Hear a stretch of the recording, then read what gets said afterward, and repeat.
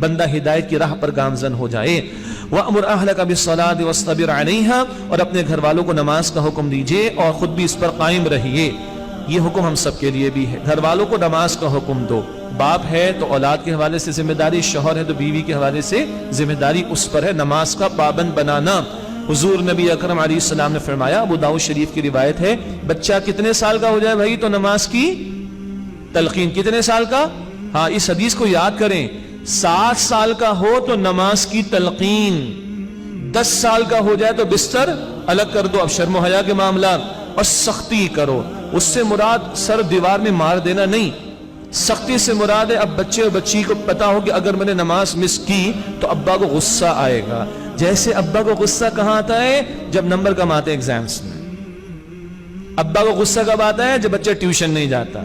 ابا کو غصہ کب آتا ہے؟ جب وہ صبح اسکول آتا ہے نا، سارے ابا بیٹھے ہیں بھائی، تو بچے کو پتا ہو کہ ابا کو غصہ آئے گا اگر میں نے نماز ادا نہیں کی۔ حالانکہ کوئی میچ ہے، ٹیوشن، انگلش میں اچھے مارکس، میتھس میں اچھے مارکس، اور رب العالمین کے سامنے جھکنا، کوئی میچ ہے؟ کہاں غصہ آ رہا ہے؟ میں کہہ رہا ہوں اتنا غصہ تو آئے، اتنا بھی آتا ہے۔ آگے سے لوگ وہی لبرلز، معاف کیجئے گا سیکولر مائنڈڈ، لا اکراہ فی الدین، دین میں کوئی جبر تو ہے نہیں بھائی۔ سورہ البقرہ آیت 256 یاد آیا؟ بینرز لگے کراچی میں، there is no compulsion in religion، دین میں کوئی جبر نہیں، لا اکراہ فی الدین، البقرہ سورت نمبر 2 آیت نمبر 256، رٹا لگایا ان لوگوں نے۔ بھائی یہ بتاؤ، یہ جو پری برتھ ایڈمیشن ہو رہے ہیں ہمارے یہاں، پتہ ہے نا آپ لوگوں کو، بچے دنیا میں آئے نہیں ہیں، ماں باپ بیچارے لائن میں لگے ہوئے ہمارے بچوں کو بھائی ایڈوانس میں ایڈمیشن دے دو، 2 سال بعد 3 سال بعد پیدا ہوگا۔ am I right or wrong؟ یہ جبر کہاں سے آ رہا ہے؟ 2.5 سال 2 سال کے بچے کو سردی کے زمانے میں جب فجر کی نماز 6:30 پونے 7 بجے تک آ جاتی ہے، ہم ٹھوس رہے ہوتے ہیں وین کے اندر، وہ رو رہے ہیں بیچارہ، چلا رہا ہے، ہم اس کو ٹھوس رہے ہیں۔ یہ جبر کہاں سے آیا؟ کرتے ہیں کہ نہیں کرتے جبر؟ کس آیت میں؟ قرآن کی کس حدیث میں ہے؟ کس آسمانی کتاب میں ہے؟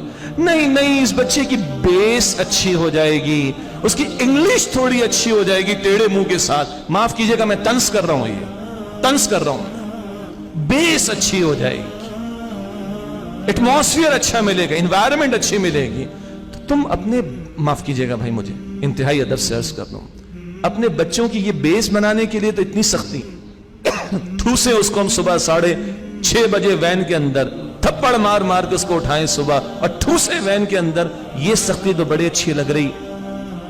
اللہ کے پیغمبر نے سختی کب کہی ہے؟ ہاں 10 سال۔ کچھ تو خدا کا خوف کرو، کچھ تو خدا کا خوف کرو۔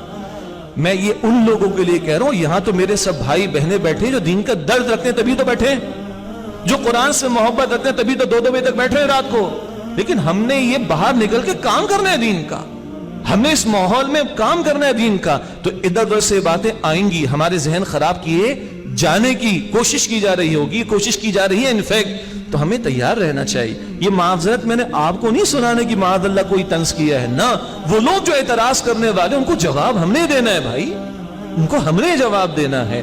تو یہ پیغمبر فرما رہے علیہ السلام، بچہ 7 سال کا ہو تو نماز کی تلقین تلقین تلقین۔ اس لیے میں عرض کروں کچھ بچے ادھر گھوم پھر رہے ہوتے ہیں، آپ کے بھی ہیں میرے بھی ہیں، چلنے دینے، ایک حد تک ان کو سمجھائیں گے، سب کچھ کریں گے، 7 سال تک چھوڑے ان کو۔ سیدنا علی کہتے ہیں 7 سال تک اپنے بچوں کے ساتھ کھیلو۔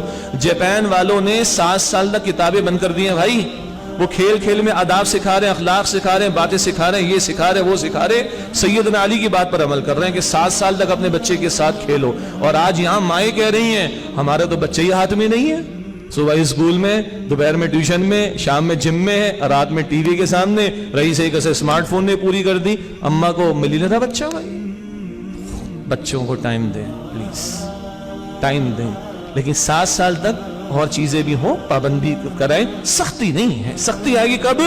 10 سال میں حضور نے فرمایا، لیکن یہ حکم ہے۔ دین کی بات پھیلانا صدقہ جاریہ ہے، ثواب کی نیت سے ویڈیو کو شیئر ضرور کیجیے۔ جزاک اللہ۔